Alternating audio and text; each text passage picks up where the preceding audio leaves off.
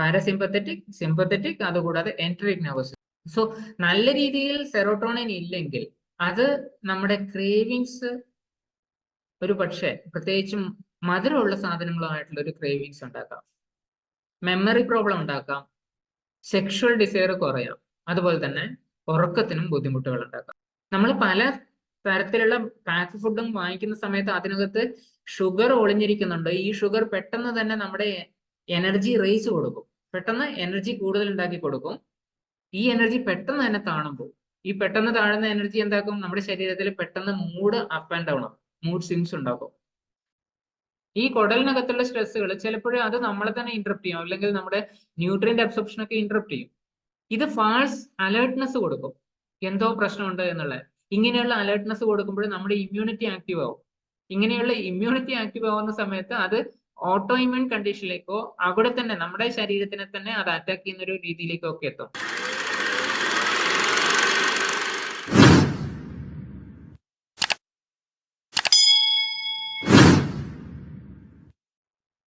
ഇന്നത്തെ ടോപ്പിക്ക് വളരെ രസകരമായിട്ടുള്ള ടോപ്പിക്കാണ്, എന്നാൽ അത് അത്ര രസമുള്ളതല്ല.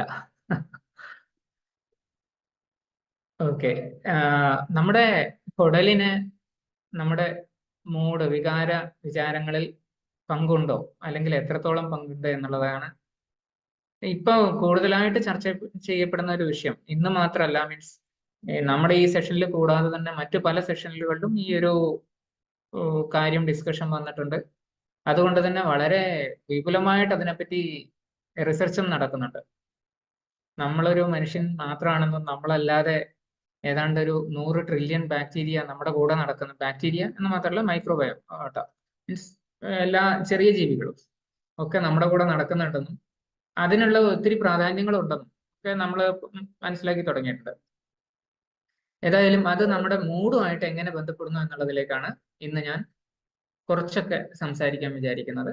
അതിലേക്ക് നമുക്ക് പോകാം.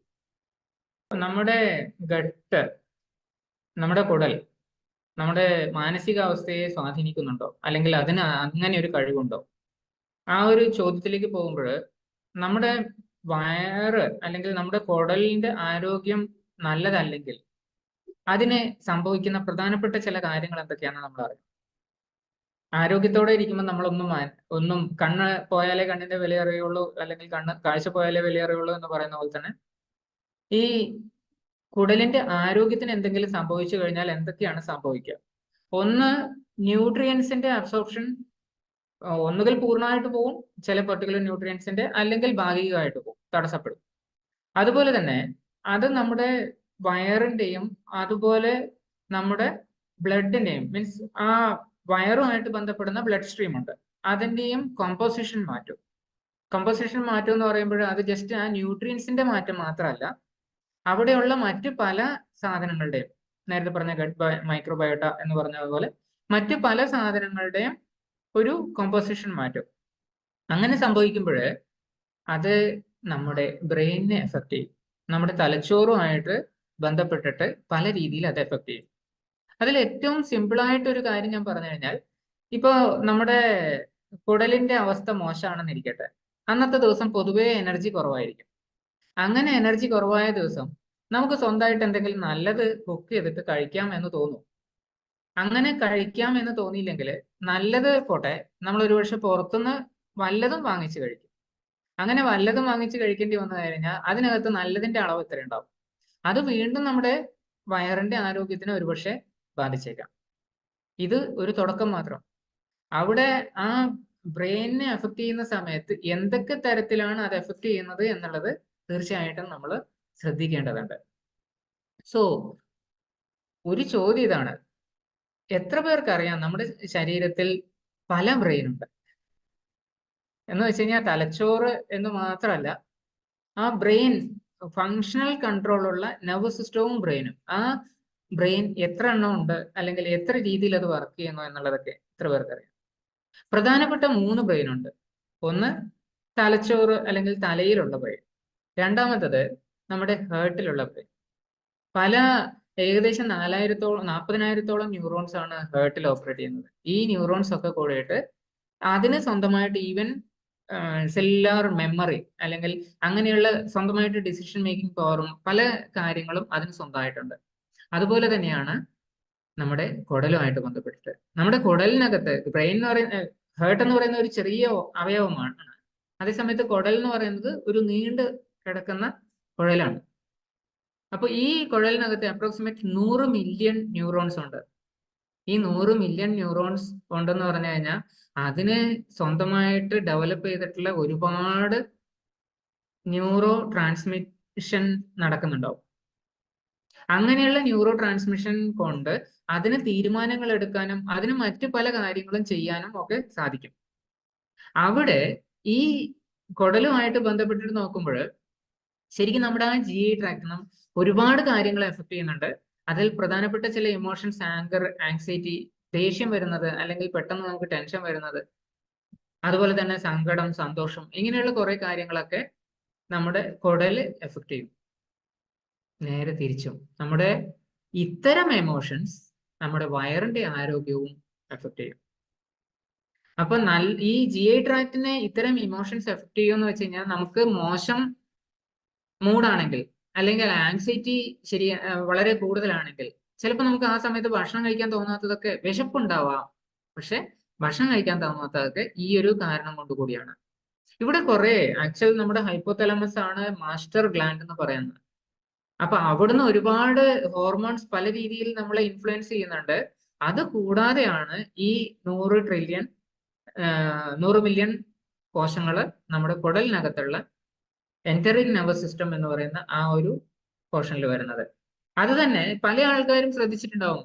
ചില പെർട്ടിക്കുലർ സമയത്ത് ഒരുപക്ഷെ ഒരു ഇന്റർവ്യൂവിന് പോകുന്ന സമയത്തോ അല്ലെങ്കിൽ എക്സാം എഴുതുന്നതിന് മുമ്പോ ഈവൻ ഒരുപക്ഷെ ഇതുപോലുള്ള സെഷൻസ് ആദ്യമായിട്ട് എടുക്കണം എന്ന് പറയുന്ന സമയത്തോ ഒക്കെ ചിലപ്പോൾ അവരുടെ വയറ്റിൽ നിന്ന് ഒരു ബട്ടർഫ്ലൈ എന്നുള്ള രീതിയിലാണ് വരുന്നത്, അല്ലെ? ബട്ടർഫ്ലൈ ഇൻ സ്റ്റൊമക്ക് എന്ന് ഇംഗ്ലീഷിൽ ഒരു പ്രോവർബ് ഉണ്ട്. മീൻസ് പൂമ്പാറ്റകൾ കുടലിൽ എപ്പോഴാണ് പറക്കേണ്ടി വരുന്നത്? സന്തോഷം വരുമ്പോഴാണോ പൂമ്പാറ്റകൾ ഡിസ്റ്റർബ് ആവുക? അല്ല, അല്ലെ? അവര് വളരെ പതിയെ ഇരിക്കുന്ന ആ ഒരു അവസരത്തിൽ നിന്ന് പെട്ടെന്ന് അവർക്കൊരു മൂവ്മെന്റ് വന്നിട്ടുണ്ടെങ്കിൽ നമ്മുടെ വയറിനകത്ത് എന്തൊക്കെയോ നടക്കുന്നുണ്ട് എന്നുള്ളതിന് എക്സാമ്പിൾ ആയിട്ടാണ് അങ്ങനെ ഒരു കാര്യം പറയുന്നത്. പല രീതിയിലുള്ള ഇമോഷൻസും നമ്മുടെ ഗട്ടിനെ എഫക്ട് ചെയ്യുന്നു. ഗട്ട് പല രീതിയിലുള്ള ഇമോഷൻസും ഉണ്ടാക്കുന്നു. അങ്ങനെയാണ് ഇവിടെ ഒരു സിസ്റ്റം വരുന്നത്. അപ്പൊ ഞാൻ ഈ കുറച്ച് നേരത്തെ പറഞ്ഞ എൻറ്ററിക് നെർവസ് സിസ്റ്റം എന്നൊക്കെ നമ്മുടെ നെർവസ് സിസ്റ്റം എന്താണ്, നാഡീവ്യവസ്ഥ എന്താണ് എന്ന് ചെറുതായിട്ടൊന്ന് മനസ്സിലാക്കാം. കൂടുതൽ ഡീപ്പിലേക്കൊന്നും പോകുന്നില്ല. നെർവസ് സിസ്റ്റം രണ്ട് തരത്തിലുണ്ട്. ഒന്ന് സെൻട്രൽ നെർവസ് സിസ്റ്റം എന്ന് പറയാം, രണ്ടാമത്തത് പെരിഫറൽ എന്ന് പറയും. സെൻട്രൽ എന്ന് പറഞ്ഞു കഴിഞ്ഞാൽ നമ്മുടെ ബോഡി ശരിക്കും ശരീരത്തിന്റെ നടു ഭാഗത്ത് എന്തൊക്കെയാണ് എഫക്ട് വരുന്നത്. പെരിഫറൽ എന്ന് പറഞ്ഞു കഴിഞ്ഞാൽ സ്കിന്നും കൈകാലുകളുടെ മൂവ്മെന്റും ഇതുപോലെയൊക്കെ ബന്ധപ്പെട്ടിട്ട് വരുന്നതാണ് പെരിഫറല്.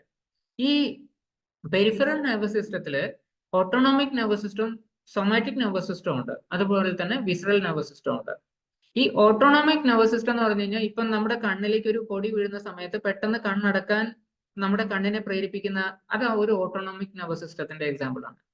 ഓക്കെ, ഇതിൽ തന്നെ ഓട്ടോണോമിക് നെർവസ് സിസ്റ്റത്തിൽ സിംപത്തറ്റിക്കും പാരസിംപത്തറ്റിക്കും ഉണ്ട്.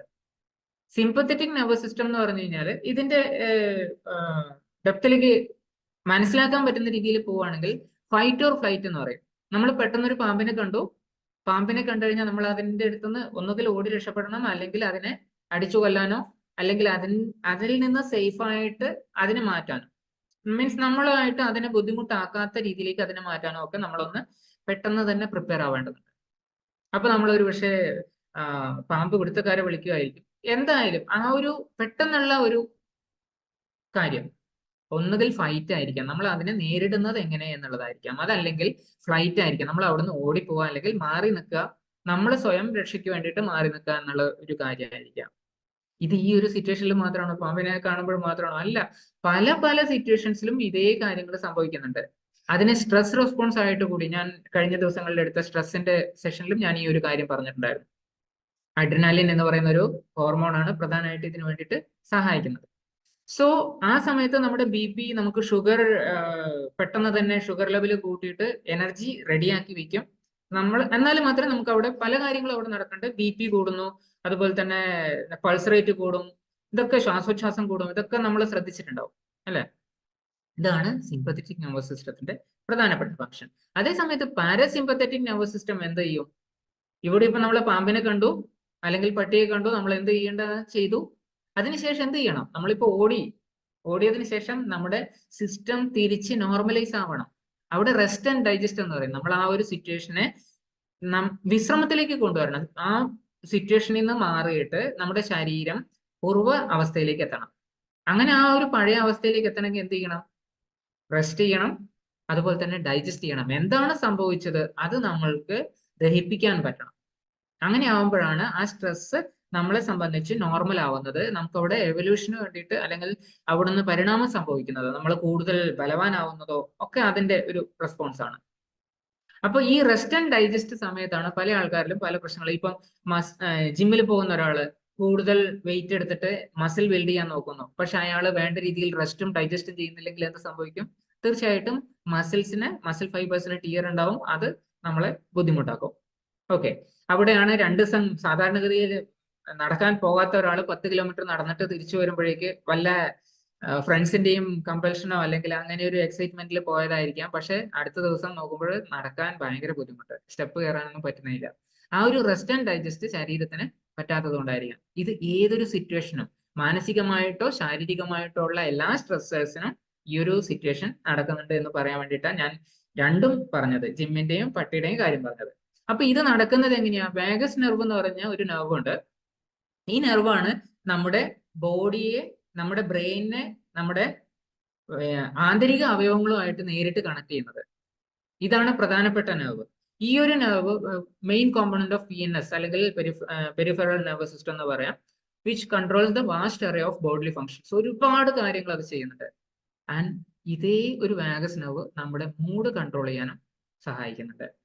സോ അവിടെ പല രീതിയിലുള്ള ആക്ടിവിറ്റീസ് നടക്കുമ്പോൾ അതൊക്കെ ശരിയായ രീതിയിൽ കൺട്രോൾ ചെയ്യുന്നതിന്റെ ഒന്നിച്ച് തന്നെ ഇൻ കേസ് നമ്മുടെ മൂഡും ഇമോഷൻസും ഫീലിങ്സും ഒക്കെ അത് കൺട്രോൾ ചെയ്യാൻ തുടങ്ങിക്കഴിഞ്ഞാൽ അവിടെ ആ നെർവിന്റെ ആരോഗ്യം അല്ലെങ്കിൽ അതുമായിട്ട് ബന്ധപ്പെട്ടിട്ടുള്ള അവയവങ്ങളുടെ ആരോഗ്യം വളരെ ഇമ്പോർട്ടന്റ് ആണ്. ഓക്കെ, കാരണം ആ ഒരു നെർവിനെ നമുക്ക് ഇല്ലാതാക്കാൻ പറ്റില്ല, അത് തീർച്ചയായിട്ടും വേണം, അത് നല്ല രീതിയിൽ തന്നെ വേണം, അതിന് ആരോഗ്യം ഉണ്ടാവണം. പക്ഷെ അതിന്റെ കൂടെ തന്നെ അത് എവിടെയൊക്കെ ബന്ധപ്പെട്ടിട്ടുണ്ടോ അവിടെയൊക്കെയുള്ള ആരോഗ്യം വളരെ നല്ല രീതിയിൽ ഉണ്ടാവണം. സോ എന്ററിക് നെർവസ് സിസ്റ്റം നേരത്തെ ഞാൻ പറഞ്ഞത് ശ്രദ്ധിച്ചിട്ടുണ്ടാവും. പാരസിമ്പത്തറ്റിക്, സിമ്പത്തറ്റിക്, അതുകൂടാതെ enteric nervous system. Enteric nervous system എന്ന് പറയുന്നത് നമ്മുടെ കുടലിനകത്തുള്ള, ഇവിടെ ഇപ്പം ഒരു കുടലിന്റെ ട്രാൻസാക്ഷണൽ അനാലിസിസ് എടുത്തു കഴിഞ്ഞാൽ ഏകദേശം നമുക്ക് ഇങ്ങനെയൊക്കെ മനസ്സിലാവും. പല നെർവ് ഫൈബേഴ്സ് ആണ് അവിടെ. ഇപ്പം 4 ലെയർ ആയിട്ടാണ് കാണിച്ചിരിക്കുന്നത് അല്ലെ. ഈ 4 ലെയറിനകത്ത് വളരെ plexus is composed of ganglia, വളരെ കളക്ഷൻ ഓഫ് ന്യൂറോൺസ് എന്ന് പറയും. ആ ഒരു കളക്ഷൻ ഓഫ് ന്യൂറോൺസ് അടങ്ങിയിരിക്കുന്ന ഒരു ഏരിയ ഒരു ലെയറിൽ പൂർണ്ണമായിട്ടുണ്ട്. അപ്പൊ ഈ ഒരു ലെയർ നമ്മുടെ സബ്മ്യൂക്കോസൽ അല്ലെങ്കിൽ അതിന്റെയൊക്കെ അടിയിലാണ് വരുന്നത്. മീൻസ് ഏറ്റവും പുറത്തേതോ രണ്ടാമത്തേതോ അല്ല, മൂന്നാമത്തെ 4ാമത്തെ ലെയറിലാണ് ഈ ഒരു കാര്യം വരുന്നത്. സോ GI ട്രാക്ടിന്റെ, ഗാസ്ട്രോ ഇൻറ്റസ്റ്റൈനൽ ട്രാക്ട്, നമ്മുടെ കുടലിന്റെ അകത്തെ ആ ഒരു മതിൽ, വാൾസ് അല്ലെങ്കിൽ അതിന്റെ കോശഭിത്തികളിൽ ഉള്ളിലേക്ക് പോകുമ്പോഴാണ് ഇങ്ങനെ ഒരു നെർവസ് സിസ്റ്റം നമുക്ക് കാണാൻ പറ്റുക. അവിടെ എത്ര കോശങ്ങളുണ്ട്? 100 മില്യൺ എന്ന് വെച്ച് കഴിഞ്ഞാൽ അത് ചില്ലറക്കാരനല്ല. പ്രത്യേകിച്ചും ഈ ഒരു എന്ററിക് നെർവസ് സിസ്റ്റം നമ്മുടെ ബ്രെയിനുമായിട്ട് നേരിട്ട് ഹോട്ട്ലൈൻ കണക്ഷൻ ഉള്ളതാണെന്ന് വേണമെങ്കിൽ പറയാം. കാരണം കുടലുമായിട്ട് നേരിട്ട് ബന്ധമുള്ളവർക്ക് വാഗസ് നെർവ്. സോ ഈ ഒരു വാഗസ് നെർവ് വഴി നേരിട്ട് അതിന് ഒരുപാട് കാര്യങ്ങൾ പെട്ടെന്ന് തന്നെ ബ്രെയിനിലേക്ക് എത്തിക്കാൻ പറ്റും. എല്ലാ കാര്യങ്ങളും ബ്രെയിനിലേക്ക് വളരെ ഫാസ്റ്റ് ആയിട്ട് എത്തുന്നത്. നമ്മൾ ഒരു കൊതുക് കടിച്ചു എന്നറിയുന്നതിന് എത്ര സമയം വേണം അല്ലെ? അതേപോലെ തന്നെ നമ്മുടെ എല്ലാ മൂവ്മെന്റ്സിനെയും ഈ ഒരു വാഗസ് നെർവ് കൺട്രോൾ ചെയ്യുമ്പോൾ വാഗസ് നെർവിനെ കുറച്ചെങ്കിലും സ്വാധീനിക്കാൻ പറ്റുന്ന ഒരുപാട് ന്യൂറോൺസ് ഈ എന്ററിക് നെർവസ് സിസ്റ്റത്തിലുണ്ട്. സോ ഇതൊരു മ്യൂച്വൽ ആയിട്ടാണ് വരിക. നമ്മുടെ ഇൻറ്റസ്റ്റൈനൽ മസിലിനകത്ത് പെരിസ്റ്റാൾസിസ്, ഭക്ഷണം മൂവ് ചെയ്യാനുള്ള ആ ഒരു മൂവ്മെന്റ്, പെരിസ്റ്റാൾസിസ് എന്ന് പറയുന്ന മൂവ്മെന്റ് ഒക്കെ നടക്കുന്ന സമയത്ത് അതിന്റെ ഒന്നിച്ച് തന്നെ പലതരത്തിലുള്ള ന്യൂറോ ട്രാൻസ്മിറ്റേഴ്സ് അത് നമ്മുടെ ബ്രെയിനിലേക്ക് പോകും. അങ്ങനെയാണ് ചില ഹോർമോൺസ് ഒക്കെ ആക്റ്റീവ് ആവുന്നത്. നമ്മൾ ഭക്ഷണം കഴിച്ചു എന്നുള്ള ഫീലിംഗ്, നമ്മുടെ കൂടുതൽ നേരം ചവക്കുന്ന സമയത്ത് എന്താ സംഭവിക്കുന്നത്? ഈ ഒരു പെരിസ്റ്റാൾസിസ് എന്ന് പറയുന്ന മൂവ്മെന്റ് കൂടുതൽ സമയം ഉണ്ടാവും. ആ ഒരു കൂടുതൽ സമയം ഉള്ളത് കൊണ്ട് തന്നെ അത് നമ്മുടെ എന്ററിക് നെർവസ് സിസ്റ്റത്തിനെ ആക്ടിവേറ്റ് ചെയ്തിട്ട് വാഗസ് നെർവ് വഴി അവിടത്തേക്ക് ബ്രെയിനിലേക്ക് മെസ്സേജ് കൊടുക്കും. ബ്രെയിൻ ഹൈപ്പോതലാമസിലേക്ക് മെസ്സേജ് കൊടുക്കും, ഭക്ഷണം കഴിക്കുന്നുണ്ട്, ഏകദേശം ആയിട്ടുണ്ട്, കുറച്ചു നേരം ഇദ്ദേഹം കഴിക്കാൻ തുടങ്ങിയിട്ട്. ഈ വാഗസ് നെർവ്, ഈ ഹൈപ്പോതലാമസ് പിറ്റ്യൂട്ടറിയും അല്ലെങ്കിൽ മറ്റ് ഹോർമോണുകൾ, മറ്റ് ഗ്ലാൻസിനെ പ്രൊവോക്ക് ചെയ്തിട്ട് അല്ലെങ്കിൽ അതിനെ ഒന്നുകൂടി ഉത്തേജിപ്പിച്ചിട്ട് അവിടുന്ന് ഗ്രലിൻ മാത്രമല്ല ലെപ്റ്റിൻ എന്ന് പറയുന്ന ഹോർമോണും കൂടി ഉണ്ടാക്കുന്ന സമയത്ത് നമുക്ക് ഭക്ഷണം മതി എന്നുള്ള തൃപ്തി ഉണ്ടാവും. ഓക്കെ, ഇങ്ങനെ ഇതേപോലെ തന്നെ നമ്മുടെ enteric nervous system second brain ആണ് എന്ന് പറയാനുള്ള ഒരു പ്രധാനപ്പെട്ട കാരണം ഈ ഒരു ഇതാണെങ്കിൽ, ഇതിന്റെ ഒന്നിച്ച് തന്നെ ഇത് ഓട്ടോമാറ്റിക് ആയിട്ടാണ് ഇതിന്റെ പല ഫങ്ഷൻസ് നടക്കുന്നത്. ഓക്കെ, സിമ്പത്തറ്റിക് അതൊക്കെ നേരത്തെ സംസാരിച്ചു. ആ ഒരു നെർവസ് സിസ്റ്റത്തിന്റെ കണക്ഷനോട് കൂടിയിട്ട് ഇവിടെ വലിയൊരു എന്താ സഹായം, ആക്ച്വലി മെയിൻ ബ്രെയിനിനെ ഹെൽപ്പ് ചെയ്യുന്ന രീതിയിലാണ് ഈ ഒരു സിസ്റ്റം വർക്ക് ചെയ്യുന്നത്. അല്ലാതെ ഒരു ആൾട്ടർനേറ്റ് പരിപാടി, ഒന്നില്ലെങ്കിൽ മറ്റേത് ചെയ്യാം എന്നുള്ളതല്ല, മെയിൻ ബ്രെയിനിനെ സപ്പോർട്ട് ചെയ്യുന്ന രീതിയിലാണ്. അതുപോലെ തന്നെ അതിനെതിരെ ഒരു ഗൂഢാലോചന നടത്താൻ വേണ്ടിയിട്ടുള്ള ഒരു പരിപാടിയല്ല ഇവിടെ എൻട്രിക് നെർവസ് സിസ്റ്റം ചെയ്യുന്നത്. ബട്ട് ഇത് രണ്ടും കൂടിയിട്ട് വരുമ്പോൾ നമ്മുടെ ഹെൽത്തി ബോഡിയുടെ നിലനിൽപ്പിന് വളരെ അത്യാവശ്യമാവും. ഇവിടെ ഈ ഗട്ട് ബ്രെയിൻ ആക്സിസിനെ പറ്റി കുറച്ചുകൂടി പറഞ്ഞു കഴിഞ്ഞാൽ, സെൻട്രൽ ഇത് ഒരു ഹോട്ട് ലൈൻ കണക്ഷൻ എന്ന് നേരത്തെ ഞാൻ പറഞ്ഞു. അവിടെ വാഗസ് നെർവ് കൂടാതെ ഡയറക്റ്റ് സർക്കുലേഷൻ, നമ്മുടെ ബ്ലഡ് സർക്കുലേഷനായിട്ട് ബന്ധപ്പെട്ടിട്ടുള്ള കുറെ കാര്യങ്ങളും ഒരുമിച്ച് തന്നെ പോകുന്നുണ്ട്. കോൺസ്റ്റന്റ് കമ്മ്യൂണിക്കേഷൻ, എപ്പോഴും അത് തമ്മിൽ സംസാരിച്ചുകൊണ്ടിരിക്കും, അല്ലെങ്കിൽ ന്യൂറോ ട്രാൻസ്മിഷൻ നടന്നുകൊണ്ടിരിക്കും. നമ്മുടെ ശരീരത്തിനകത്ത് എല്ലാ കാര്യങ്ങളും നടക്കുന്നത് ഇങ്ങനെയുള്ള ഹോട്ട് ലൈൻ കമ്മ്യൂണിക്കേഷൻ അല്ലെ. ഹോട്ട് ലൈൻ കമ്മ്യൂണിക്കേഷനിലെ ഒരു പ്രധാനപ്പെട്ട പങ്ക് വഹിക്കുന്നത് നമ്മുടെ ബ്ലഡ് ആണ്. എങ്ങനെ ഒരുപാട് ലെങ്ത് ഉള്ള, മീൻസ് ലോങ് കമ്മ്യൂണിക്കേഷൻ എന്ന് പറയാം, ലോങ് ഡിസ്റ്റൻസ് കമ്മ്യൂണിക്കേഷൻ. ഈ ലോങ് ഡിസ്റ്റൻസ് കമ്മ്യൂണിക്കേഷൻ പലതരത്തിലുള്ള ട്രാൻസ്മിഷൻ അല്ലെങ്കിൽ പലതരത്തിലുള്ള ഹോർമോണുകൾ നമ്മുടെ ബ്ലഡിലേക്ക് വന്നിട്ട് ഈ ബ്ലഡ് ആണ് എല്ലാ സ്ഥലത്തും ഇത് എത്തിക്കുന്നത്. അപ്പൊ അങ്ങനെയാണ് അവിടെ ലോങ് ഡിസ്റ്റൻസ് കമ്മ്യൂണിക്കേഷൻ നടക്കുന്നത്. അതേപോലെ തന്നെ നമ്മുടെ നെർവസ് സിസ്റ്റത്തിലാണെങ്കിൽ ന്യൂറോ ട്രാൻസ്മിറ്റേഴ്സ് വഴിയാണ്. ഓക്കെ, സോ ഇങ്ങനെ ഒരു ടു വേ കമ്മ്യൂണിക്കേഷൻ ആണ് സെൻട്രൽ നെർവസ് സിസ്റ്റവും എൻട്രിക് നെർവസ് സിസ്റ്റവും തമ്മിൽ നടക്കുന്നത്. സോ ഇവിടെ നമ്മുടെ ഇമോഷൻസ് ആൻഡ് ഫീലിങ്സ്, അതുപോലെ തന്നെ നമ്മുടെ കോഗ്നിറ്റീവ് ആയിട്ടുള്ള, കോഗ്നിറ്റീവ് എന്ന് പറഞ്ഞു കഴിഞ്ഞാൽ നമ്മുടെ ചിന്തകളെ റീസണിങ്ങും അതുപോലെ തന്നെ ലോജിക്കും ഒക്കെ വെച്ചിട്ട്, അല്ലെങ്കിൽ ഭൗതികപരമായിട്ട് നമ്മൾ അതിനെ ഒന്ന് വിലയിരുത്തുന്നതിനെയാണ് കോഗ്നിറ്റീവ് എന്ന് പറയാം. സോ അങ്ങനെയുള്ള ഒരു കാര്യത്തിനെ ശരിക്കും പറഞ്ഞു കഴിഞ്ഞാൽ ഈ ഒരു എൻട്രിക് നെർവസ് സിസ്റ്റം എഫക്ട് ചെയ്യുന്നു. ജസ്റ്റ് ഒന്ന് ചിന്തിച്ചു നോക്കൂ, നമ്മൾ ഏറ്റവും നല്ല തീരുമാനങ്ങൾ എടുത്തത് നല്ല ദേഷ്യം പിടിച്ചിരിക്കുന്ന സമയത്തായിരിക്കും, അല്ല ഒരു നോർമൽ മൂഡില്, ഹാപ്പി നോർമൽ മൂഡിൽ ഇരിക്കുന്ന സമയത്തായിരിക്കും. സോ അവിടെയൊക്കെ സംഭവിക്കുന്ന കാര്യങ്ങൾ ഇത് തന്നെയാണ്. സോ എങ്ങനെയാണ് ഇതിന്റെ ഒരു എഫക്റ്റ് വരുന്നത്? ഒന്ന് മോട്ടിലിറ്റി, അതിന്റെ മൂവ്മെന്റുമായിട്ട് ബന്ധപ്പെട്ടിട്ടാണ്. രണ്ടാമത്തേത് പലതരത്തിലുള്ള സെക്രീഷൻ ആണ്. പിന്നെ ഒന്ന് ന്യൂട്രിയൻസ് അബ്സോർപ്ഷനും അതിന്റെ ഡെലിവറി ആയിട്ട് ബന്ധപ്പെട്ടിട്ടാണ്. ആൻഡ് ഇതൊക്കെ ആരെ ഇൻഫ്ലുവൻസ് ചെയ്യുന്നത്? നമ്മുടെ ബ്രെയിൻ, നമ്മുടെ ഗട്ടിനെ ഇൻഫ്ലുവൻസ് ചെയ്യും. ഓക്കെ, സോ ഇന്ന് കോൺസ്റ്റിപ്പേഷൻ വേണോ വേണ്ടയോ എന്ന് തീരുമാനിക്കുന്നത് നമ്മുടെ വയറ് മാത്രമല്ല, ഈവൻ നമ്മുടെ ബ്രെയിനും കൂടി ആയിരിക്കും. ഓക്കെ, സെക്രീഷൻ, പലതരത്തിലുള്ള ഹോർമോൺ സെക്രീഷൻസും എൻസൈം സെക്രീഷൻസും ഒക്കെ ഇവിടെയാണ് വരുന്നത്. ന്യൂട്രിയൻ ഡെലിവറി, നമ്മുടെ ന്യൂട്രിയൻസ് അബ്സോർബ് ചെയ്തിട്ട് അത് എവിടെ എത്തിക്കണം, എങ്ങനെ എത്തിക്കണം, ഈവൻ ഗട്ടിന്റെ ആരോഗ്യം, നമ്മുടെ കുടലിന്റെ ആരോഗ്യം ഏത് രീതിയിൽ ഉണ്ടാവണം എന്നൊക്കെ തീരുമാനിക്കാൻ നമ്മുടെ ബ്രെയിനിന് പറ്റും. അതുപോലെ തന്നെ മൈക്രോബിയൽ ബാലൻസ്, ഇവിടെ ഒരു വലിയ സംഭവം കൂടി ഇനി വരാൻ പോവാം, മൈക്രോബയോം. ഓക്കെ, സോ നമ്മുടെ വയറ് എങ്ങനെയാണ്, കുടൽ എങ്ങനെയാണ് ബ്രെയിനിനെ ഇൻഫ്ലുവൻസ് ചെയ്യുന്നത്? പലതരത്തിലുള്ള ന്യൂറോ ട്രാൻസ്മിറ്റർ വഴി. അതുപോലെ തന്നെ സ്ട്രെസ്, ആങ്സൈറ്റി പോലെയുള്ള കാര്യങ്ങൾ സംഭവിക്കുമ്പോൾ വയറ് അത് ബ്രെയിനിനെ എഫക്ട് ചെയ്യും. മൂഡ്, ബിഹേവിയർ, ഇതുപോലുള്ള കാര്യങ്ങളിലും ഈവൻ നമ്മുടെ കുടലിനാണ് മുൻതൂക്കം. ഓക്കെ, സോ ഇവിടെ എങ്ങനെയൊക്കെയാണ് ഇതിന് പോസിബിൾ ആവുന്നത്? ഒന്ന് ഈ എൻട്രിക് നെർവസ് സിസ്റ്റത്തിനെ പറ്റി പറഞ്ഞു. പിന്നെയുള്ള ഒരു പ്രധാനപ്പെട്ട കാര്യമാണ് നമ്മുടെ മൈക്രോബയോം എന്ന് പറയുന്നത്. ഓക്കെ, ഈ മൈക്രോബയോട്ട, മൈക്രോബയോ എന്ന് പറഞ്ഞു കഴിഞ്ഞാൽ അത് ജീവിക്കുന്ന ഒരു അറ്റ്മോസ്ഫിയർ എന്ന് പറയാം. മൈക്രോബയോട്ട എന്ന് പറഞ്ഞു കഴിഞ്ഞാൽ ഈ മൈക്രോ ജീവികൾ തന്നെ. ഏതാണ്ട് 100 ട്രില്യൺ മൈക്രോബയോട്ട ഉണ്ട്. ബാക്ടീരിയ, ഫംഗസ്, വൈറസ്, ഇതുപോലുള്ള കുറെ കാര്യങ്ങൾ. ഇതൊക്കെ പലതരത്തിലുള്ള ശരീരത്തിന് പല ഹെൽപ്പും ചെയ്യുന്നുണ്ട്. അതിന് ശരിക്കും പറഞ്ഞു കഴിഞ്ഞാൽ പോസിറ്റീവും നെഗറ്റീവും ആയിട്ടുള്ള രണ്ട് തരത്തിലുള്ള മൈക്രോബയോട്ട ഉണ്ടെന്ന് പറയാം. നല്ല ബാക്ടീരിയ ഉണ്ട്, മോശം ബാക്ടീരിയ ഉണ്ട്. ഇത് രണ്ടും തമ്മിലുള്ള ആവറേജ് ഒരു പെർസെൻറ്റേജ് നോക്കിക്കഴിഞ്ഞാൽ നല്ല ബാക്ടീരിയ ഓൾമോസ്റ്റ് 85% ആണെങ്കിൽ മറ്റേതൊരു മോശം ബാക്ടീരിയ അറൌണ്ട് 15% ആയിരിക്കും. ഈ ഒരു ബാലൻസ് അതുപോലെ മെയിൻറ്റെയിൻ ചെയ്ത് കഴിഞ്ഞാൽ നല്ലത്. അതേസമയത്ത് ഈ ഒരു ബാലൻസ് എവിടെയൊക്കെ ഏതൊക്കെ ഏരിയയിൽ, ഇപ്പൊ സ്റ്റൊമക്ക്, ആമാശയത്തില്, ചെറുകുടല്, വൻകുടല്, ഇങ്ങനെ പല സ്ഥലത്തും പല പെർട്ടിക്കുലർ സ്പീഷീസ് മാത്രമുള്ള ബാക്ടീരിയ ഉണ്ട്. അപ്പൊ അങ്ങനെ ഉള്ള മൈക്രോ ഓർഗാനിസംസ് അവിടുന്ന് ലൊക്കേഷൻ മാറിക്കഴിഞ്ഞാലും അതിന്റെ അളവിൽ മാറിക്കഴിഞ്ഞാൽ മാറ്റം വന്നു കഴിഞ്ഞാലും ഒക്കെ ഇത് നമ്മുടെ ശരീരത്തിന് മോശം രീതിയിൽ എഫക്ട് ചെയ്യാം. ശരിക്കും പറഞ്ഞു കഴിഞ്ഞാൽ 4 ഹാപ്പി ഹോർമോൺസ് ആണ് ഉള്ളതെന്ന് പറയും. അതിൽ ഒന്നാണ് ഡോപ്പമൈൻ, രണ്ടാമത്തത് ഓക്സിറ്റോസിൻ, പിന്നെ ഒന്ന് സെറോട്ടോണിൻ, അതുപോലെ തന്നെ പലതരത്തിലുള്ള എൻഡോഫിൻസ്. ഇങ്ങനെയാണ് പ്രധാനപ്പെട്ട ചില ഹാപ്പി ഹോർമോൺസ് വരുന്നത്. ഈ ഒരു ഹാപ്പി ഹോർമോൺസിൽ രണ്ടെണ്ണത്തിന്റെ ഓൾമോസ്റ്റ് 50%, ഒന്ന് ഓൾമോസ്റ്റ് 100ഉം മറ്റേത് 50%ഉം നമ്മുടെ കുടലിൽ നിന്നാണ് ഉള്ളതെങ്കിൽ നമ്മുടെ ഹാപ്പിനെസ് അഥവാ നല്ല മൂഡ് കൺട്രോൾ ചെയ്യാൻ നമ്മുടെ കുടലിന് പറ്റില്ലേ? അപ്പൊ കുടലിന്റെ ആരോഗ്യം തീർച്ചയായിട്ടും മൂഡുമായിട്ട് ബന്ധമുണ്ട്. അതുപോലെ തന്നെ നല്ല രീതിയിലുള്ള സെറോട്ടോണിൻ സെക്രീഷൻ ഉണ്ടെങ്കിൽ നമ്മുടെ ഇമോഷണൽ സ്റ്റെബിലിറ്റി അതുപോലെ തന്നെ മെന്റൽ പീസും ഒക്കെ കുറച്ച് ഹയർ സ്റ്റേജിലാണ് ഉണ്ടാവുക. അപ്പൊ യോഗികളുടെയും സന്യാസികളുടെ ഒക്കെ ആ ഒരു രീതിയിലായിരിക്കും.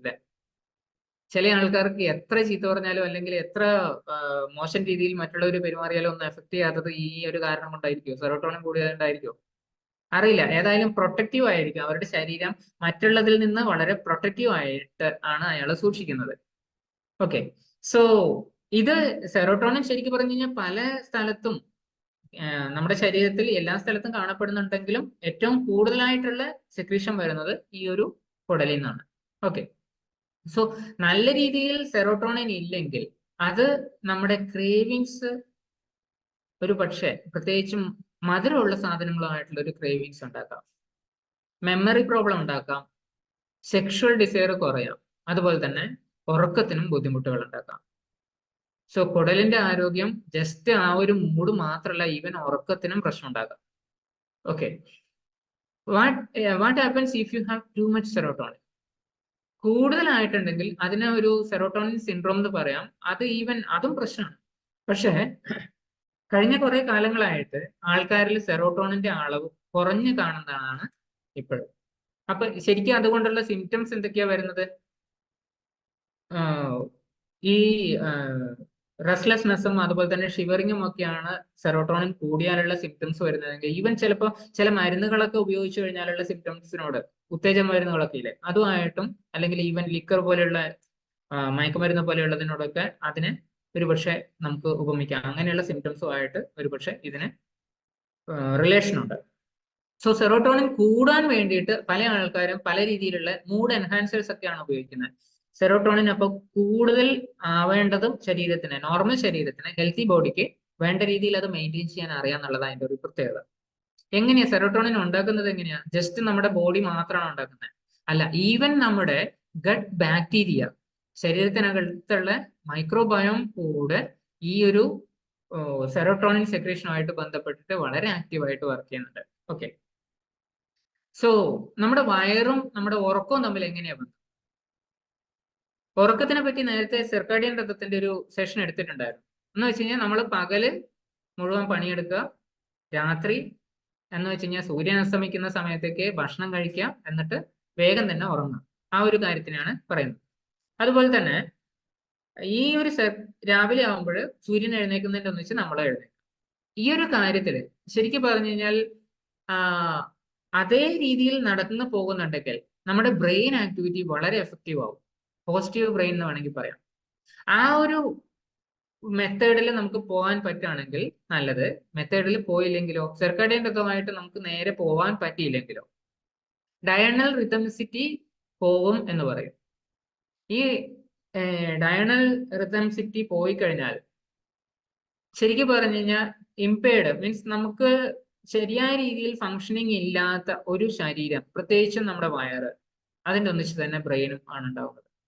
പല ആൾക്കാർ ഇപ്പം നേരത്തെ ഒരു കണക്ഷൻ പറഞ്ഞിരുന്നില്ലേ, ഗട്ട് ബ്രെയിനിനെ എഫക്ട് ചെയ്യും, ബ്രെയിൻ ഗട്ടിനെ എഫക്ട് ചെയ്യും. ആ ഒരു കണക്ഷൻ ഇവിടെ പൂർണ്ണമായിട്ടും നടക്കും.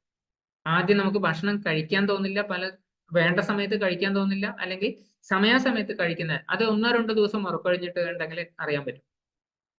അത് തുടർച്ചയായിട്ട് ചെയ്യുമ്പോഴോ ശരീരം അതുമായിട്ട് അഡ്ജസ്റ്റ് ചെയ്യാൻ തുടങ്ങും.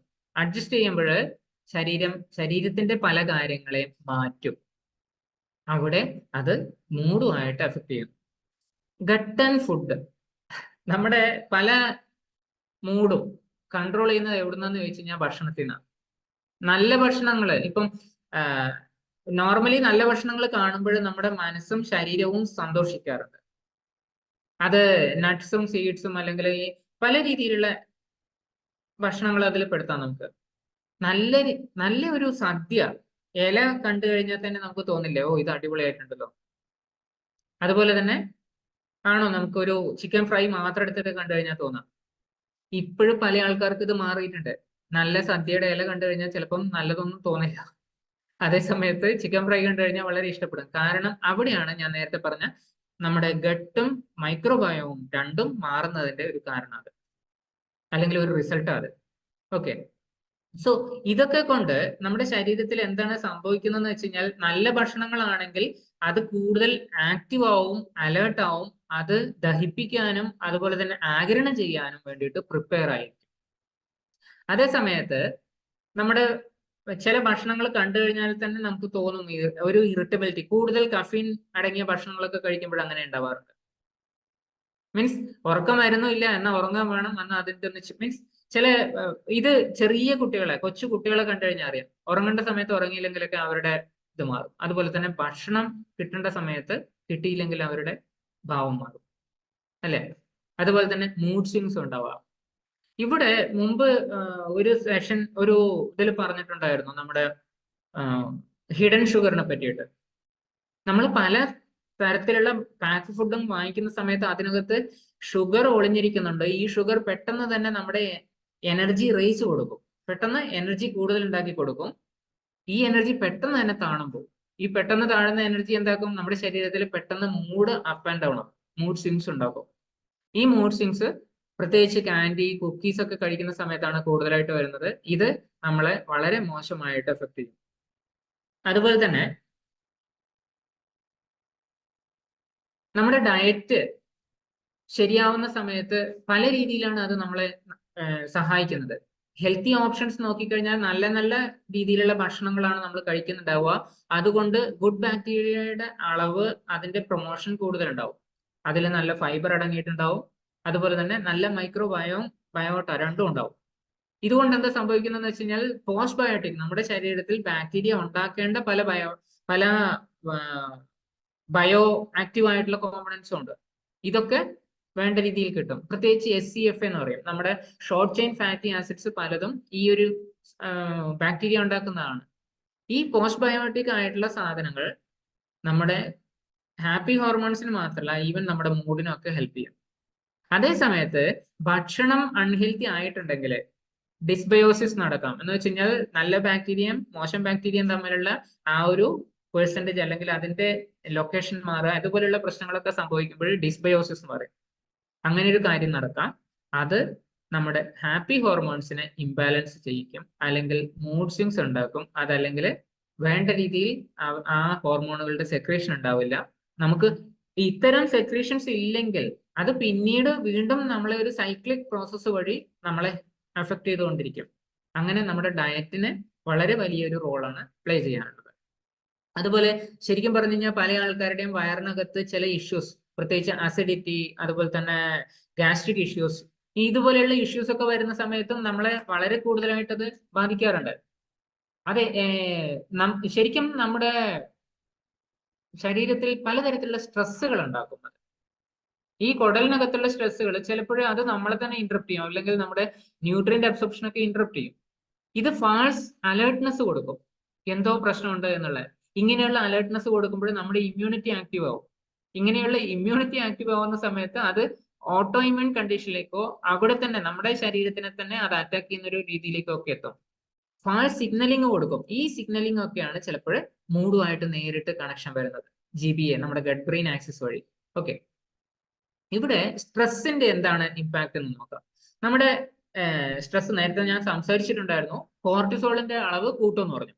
ഈ കോർട്ടിസോളിന്റെ അളവ് കൂട്ടുന്ന സമയത്ത് അത് ഒന്ന് മോട്ടിവേഷൻ കുറക്കും, അതുപോലെ തന്നെ കൂടുതൽ നമ്മുടെ ഡിമാൻഡ് കൂടും. മീൻസ് നേരത്തെ പറഞ്ഞ ഷുഗറിന്റെ അളവ് കൂടുതൽ, എനർജി കൂടുതൽ വേണം, അതുപോലെ തന്നെ ഓക്സിജൻ കൂടുതൽ വേണം.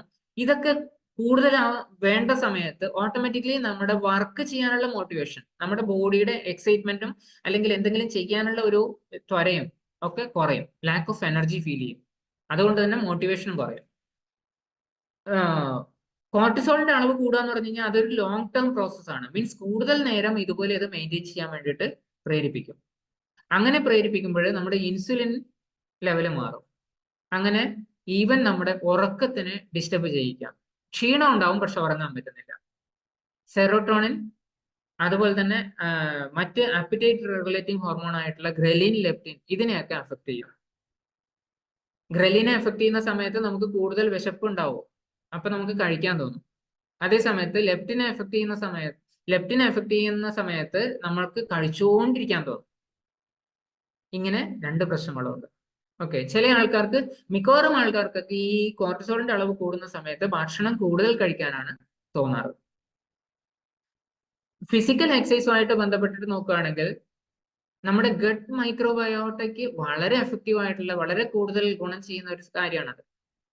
ശരിക്കും മസിൽ മാത്രമല്ല, ഈവൻ നമ്മുടെ വയറിനകത്തുള്ള ഒരുപാട് ബാക്ടീരിയക്ക് കൂടി ഹെൽപ്ഫുൾ ആയിട്ടുള്ള ഒരു കാര്യമാണ് നമ്മുടെ ഫിസിക്കൽ എക്സസൈസ്. ഈ ഫിസിക്കൽ എക്സസൈസ് സാധാരണഗതിയിൽ എക്സസൈസ് ചെയ്ത ആൾക്കാർക്ക് കൂടുതലായിട്ട് എനർജി ഫീൽ ചെയ്യാണ് ചെയ്യുക. എങ്ങനെയാ വേണ്ടത്? നമ്മളിപ്പോ ഒരു ബാങ്കിൽ പോയി അവിടുന്ന് കൂടുതൽ പൈസ, നമ്മുടെ അക്കൗണ്ടിലുള്ള പൈസ ഓൾമോസ്റ്റ് 1,00,000 രൂപ ഉണ്ടായിരുന്നു, 90,000 നമ്മൾ വിഡ്രോ ചെയ്ത് കഴിഞ്ഞാൽ പിന്നെ അതിനകത്ത് ബാലൻസ് ഇല്ലല്ലോ. അപ്പൊ പിന്നെ നമുക്ക് അതിൽ നിന്ന് എടുക്കാൻ തോന്നും, അല്ലെങ്കിൽ പിന്നെ നമുക്ക് അവിടെ ഉണ്ട് എന്നുള്ള ഒരു ഫീലിംഗ് ഉണ്ടാവോ? ഇല്ല. അതേ സമയത്ത് നമ്മുടെ ശരീരത്തിലെ എനർജി യൂട്ടിലൈസേഷൻ അങ്ങനെയല്ല. നമ്മൾ വർക്ക് ചെയ്ത് കഴിഞ്ഞാൽ, നമ്മൾ എക്സസൈസ് ചെയ്ത് കഴിഞ്ഞാൽ, നമ്മൾ കൂടുതൽ ഓൾമോസ്റ്റ് 90% യൂസ് ചെയ്ത് കഴിഞ്ഞാൽ പോലും വീണ്ടും നമുക്ക് എനർജി ഫീൽ ചെയ്യുന്ന ഒരു രീതിയിലേക്കാണ് നമ്മുടെ ശരീരം ഡിസൈൻ ചെയ്തിരിക്കുന്നത്. അതുകൊണ്ട് തന്നെ വയറിനകത്തുള്ള, കുടലിനകത്തുള്ള പല മൂവ്മെന്റ്സും, ഇൻക്ലൂഡിങ് പെരിസ്റ്റാൾസിസ് പോലെ, പെരിസ്റ്റാൾസിസും നല്ല രീതിയിൽ നടക്കണ്ടെങ്കിൽ എന്താ ഗുണം? നമുക്ക് കോൺസ്റ്റിപ്പേഷൻ പോലെയുള്ള പ്രശ്നങ്ങൾ, മലബന്ധം പോലെയുള്ള പ്രശ്നങ്ങൾ ഉണ്ടാവില്ല. അതുപോലെ തന്നെ ഇമ്മ്യൂണിറ്റി റിലേറ്റഡ് ആയിട്ട് വളരെ ഗുണം ചെയ്യും. വെയിറ്റ് ലോസിന് വേണ്ടിയിട്ട് വളരെ ഗുണം ചെയ്യും. SCF, short chain fatty acids, വളരെ നല്ല രീതിയിൽ അതുണ്ടാക്കും. അപ്പൊ ഇങ്ങനെയുള്ള കാര്യങ്ങളൊക്കെയാണ് ശരിക്കും പറഞ്ഞു കഴിഞ്ഞാൽ മൂഡുമായിട്ട് നേരിട്ട് കണക്ഷൻ വരുന്നത്. ഓക്കെ, സോ എന്താണ് ഇനിയിപ്പം നമ്മുടെ മൂഡൊന്ന് ശരിയാക്കാൻ വേണ്ടി ചെയ്യാൻ പറ്റുക, അല്ലെങ്കിൽ നമ്മുടെ ഹെൽത്തി ഗട്ടിന് വേണ്ടിയിട്ട് എന്തൊക്കെയാ ചെയ്യാൻ പറ്റുക എന്നുള്ളത് നമുക്ക് അടുത്ത ആഴ്ച കൂടുതൽ അറിയാം. അതേ സമയത്ത് ഈ ഒരു ടോപ്പിക്ക് ജസ്റ്റ് ആ ഒരു ഹെൽത്തി ഗട്ടിനെ മൈക്രോബയോം മാത്രമായിട്ടല്ല ഇവിടെ കണക്ട് ചെയ്യാൻ പോകുന്നത്. നമുക്ക് ആരോഗ്യത്തോടെ ഇരിക്കാൻ എന്തൊക്കെ ആവശ്യമുണ്ടോ അതൊക്കെ നമുക്കൊന്ന് റിഫ്രഷ് ചെയ്തെടുക്കാം. അത് നമ്മളെ എങ്ങനെ സ്വാധീനിക്കുന്നു, നമ്മുടെ മൂഡ് ഇത്രമാത്രം നമ്മളെ വയറുമായിട്ട് ബന്ധപ്പെട്ടിട്ടുണ്ടെങ്കിൽ മൂഡ് ഒന്ന് ശരിയാക്കി വയറ് ശരിയാക്കാൻ പറ്റില്ലേ? ആ ഒരു കാര്യത്തിലേക്കൊക്കെ നമുക്ക് അടുത്ത ആഴ്ച കൂടുതൽ അറിയാം. Thank you.